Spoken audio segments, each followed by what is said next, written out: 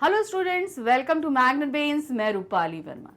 शब्दकोश से आज का शब्द बहुत ही प्यारा सा है, ज्योतिर्मय। क्या है? ज्योतिर्मय। इसका मतलब क्या होता है? ज्योतिर्मय का मतलब होता है जगमगाता हुआ या अत्यंत प्रकाशमान।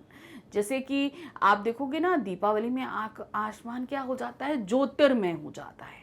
क्यों? क्योंकि चारों तरफ दिए जल रहे होते हैं, पटाखे जल रहे होते हैं, सबके घर में लाइट्स होती हैं, तो सारा वातावरण कहीं ना कहीं क्या होता है? ज्योतिर्मय होता है, चारों तरफ प्रकाश होता है। तो क्या दिया? जगमगाता हुआ या अत्यंत प्रकाशमय। ये इसका अर्थ होता है ज्योतिर्मय का। अब ज्योतिर्मय शब्द क्या है? व्याकरण परिचय में ये एक विशेषण शब्द है और संस्कृत से लिया गया है। विशेषण शब्द मतलब हम बोलेंगे ज्योतिर्मय वातावरण। तो वातावरण हमारा क्या है? एक संज्ञा शब्द है, और संज्ञा शब्द का विशेषण की खासियत हमने क्या बताई? ज्योतिर्मय।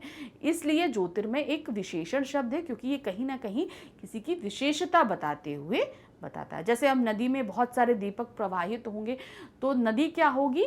ज्योतिर्मय हो गई। आज पूर्णिमा के दिन गंगा नदी ज्योतिर्मय हो गई।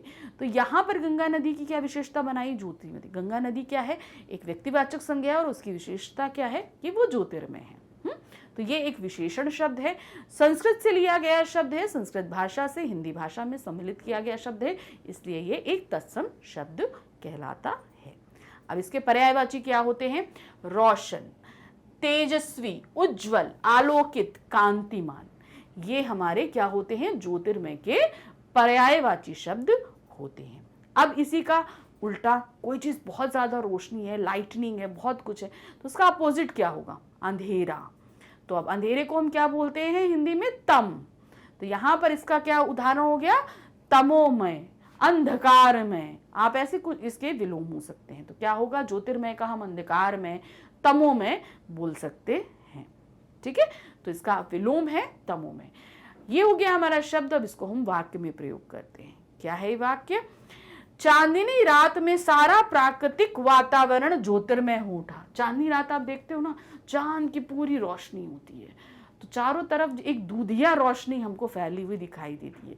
तो कहीं ना कहीं सारा वातावरण जगमगाता रहता है चांदनी रात में। तो क्या? चांदनी रात में सारा वातावरण ज्योतिर्मय हो गया। दूसरा है, ध्यान से अंतरात्मा ज्योतिर्मय हो उठी और अंतरात्मा का तम मिट गया। अर्थात बोलते हैं ना, मेडिटेशन हम करते हैं तो क्या होता है? अंदर के हमारे जितने व्यसन होते हैं, अर्थात जो चीज़ें हम बहुत फ्रस्ट्रेटेड होते हैं, डिप्रेस होते हैं, हमको अच्छा नहीं लग रहा होता है, तो अगर हम मेडिटेशन करते हैं तो बहुत ही ज़्यादा क्या हो जाते हैं? हमारे अंदर एनर्जी आ जाती है, सब चीज़ें। तो वही उन्होंने बोला कि ध्यान से क्या हो गया? अंतरात्मा जो है ज्योतिर्मय हो गई, और जितना तम था, अर्थात जितना अंधेरा था, जितनी बुरी फीलिंग्स थी, वो सभी हट गई। ठीक है, तो क्या हुआ? ध्यान से अंतरात्मा ज्योतिर्मय हो उठी और अंतरात्मा का तम मिट गया। तो ये हमारा वाक्य प्रयोग था, और आज का हमारा शब्द था ज्योतिर्मय। Thank you for watching. Bye.